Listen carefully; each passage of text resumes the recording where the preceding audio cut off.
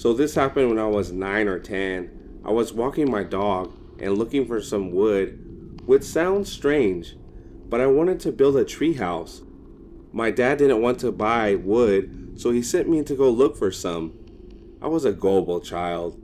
At the end of my street, I spotted a house with 3 planks of wood right next to the garbage can. Obviously, they were trying to get rid of them. They were not that big, and there was about 3 of them, but I was able to hold them in my dog's leash. So I'm walking home, and it's been about 5 minutes. I'm pretty content with my finding, and I'm about 3 houses from mine. Suddenly, I see a red kind of rusty truck turn down my street.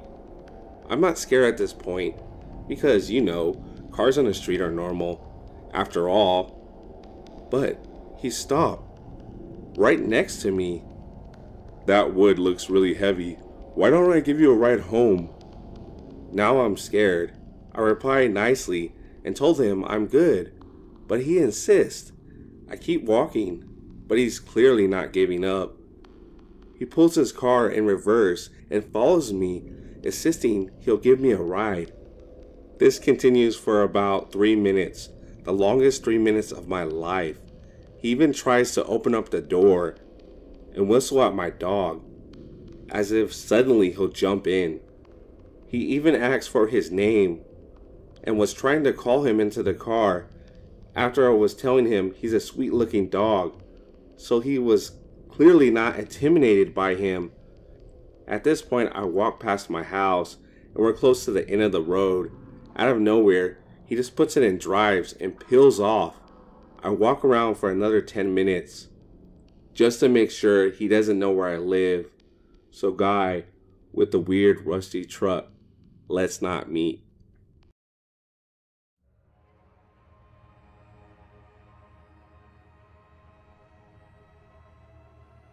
How my dog saved my life. Okay, I've only just recently joined Reddit, but I've been lurking on this thread for a long time. I'm a 16-year-old female, and this happened 10 years ago, when I was about 6. My mom was out shopping with me.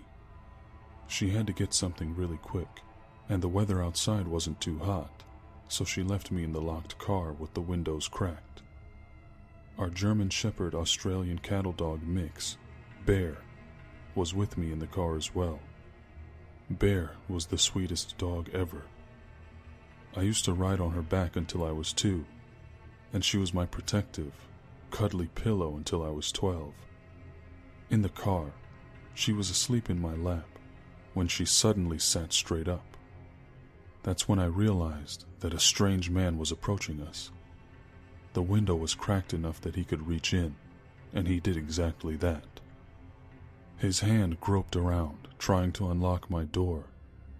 Even though our car windows were tinted, I guess I was at an angle where he could see me through the front windshield. He probably didn't see Bear until it was too late. Anyway, he put his hand in, and Bear, our sweet, loving dog, just bit him directly on the hand, hard enough where I think she broke a few fingers. He yanked his hand out and ran off. Bear then sat up against me protectively and refused to budge until my mom got back. My mom flipped out when I told her. She hugged me, kissed me, and hurried back home, stopping by Jack in the Box to get Bear some well-deserved hamburger patties. Sorry if my story isn't very detailed. Some things are hazy due to my young age at the time. I have a few more stories as I matured early and got targeted more than once as a result. Bear passed away on Christmas Day of 2012. She really was the greatest dog ever, and she saved my life.